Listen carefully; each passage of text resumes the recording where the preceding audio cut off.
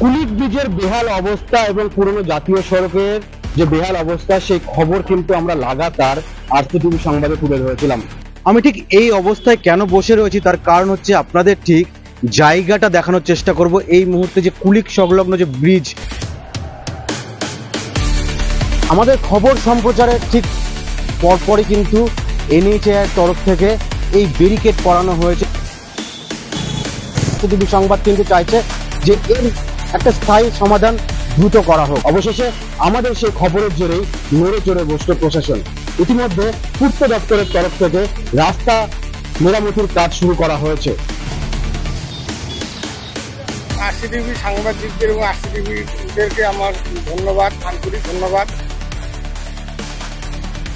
রায়গঞ্জের ওপর দিয়ে বিস্তৃত পুরনো জাতীয় সড়কের ভয়ঙ্কর অবস্থা। কুলিক সেতুর ওপরে এবং সংলগ্ন অংশে তৈরি হয়েছে মরণ ফাঁদ। গত কদিন ধরে আরসিটিভি সংবাদে লাগাতার এই খবর সম্প্রচারিত হয়েছে। সাধারণ মানুষ এই বিপজ্জনক রাস্তা দিয়ে চলাচল করতে কতটা সমস্যার সম্মুখীন হচ্ছেন তা তুলে ধরেছিলাম আমরা। আর এর জেরে নড়েচড়ে বসেছে প্রশাসন। শনিবার আমরা দেখেছিলাম রাস্তার বিপজ্জনক অংশে সেফটি ব্যারিকেড বসিয়েছিল জাতীয় সড়ক কর্তৃপক্ষ। রবিবার সকাল থেকে অবশ্য ময়দানে নামে পূর্ত দপ্তর। দেখা যায় রাস্তার খানাখন্দে ভরা অংশগুলিকে ভরাট করার কাজ শুরু করা হয়েছে। পিচের প্রলেপ দেওয়ার পাশাপাশি রোলার ব্যবহার করে রাস্তাটি সমান করার কাজ চলছে। এর জেরে সমস্যার সাময়িক সমাধান সম্ভব হলেও স্থায়ী সমাধান অবিলম্বে করা উচিত বলে মনে করছেন সাধারণ মানুষজন। কেননা সামনেই আসছে বর্ষাকাল, তাই এই রাস্তার হাল ফেরাতে স্থায়ীভাবে কাজ শুরু করার দাবি তুলেছেন সকলেই। রাহুল মহন্ত নামের এক টোটো চালক জানিয়েছেন, রোজই এই রাস্তা দিয়ে যাতায়াত করেন। যাত্রী সহ টোটো নিয়ে যেতে অনেক সমস্যার মধ্যে পড়তে হয়। রাস্তার বেহাল অবস্থার কারণে মাঝে মধ্যে টোটো উল্টে যায়।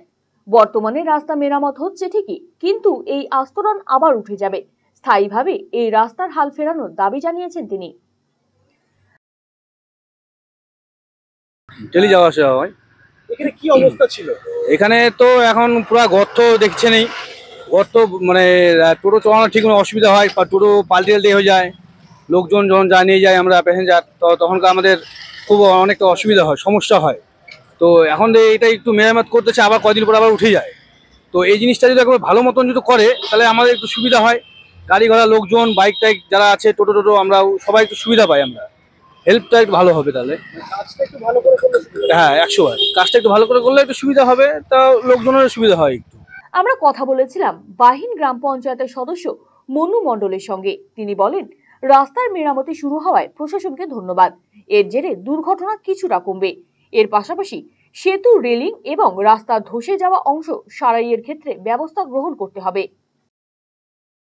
সর্বপ্রথমে আরসিটিভি সাংবাদিকদের এবং আরসিটিভিদেরকে আমার ধন্যবাদ, আন্তরিক ধন্যবাদ, এবং পাশাপাশি রাজ্য জাতীয় সড়ক এবং যারা আধিকারিক তাদেরকেও ধন্যবাদ।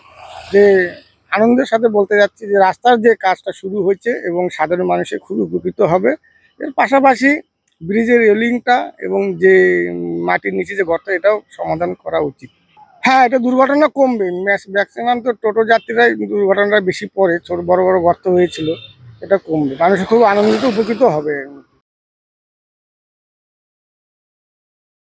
কুলিক ব্রিজের বেহাল অবস্থা এবং পুরনো জাতীয় সড়কের যে বেহাল অবস্থা সেই খবর কিন্তু আমরা লাগাতার আরসিটিভি সংবাদে তুলে ধরেছিলাম।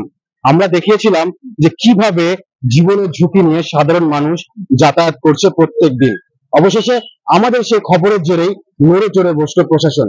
ইতিমধ্যে পূর্ত দপ্তরের তরফ থেকে রাস্তা মেরামতির কাজ শুরু করা হয়েছে।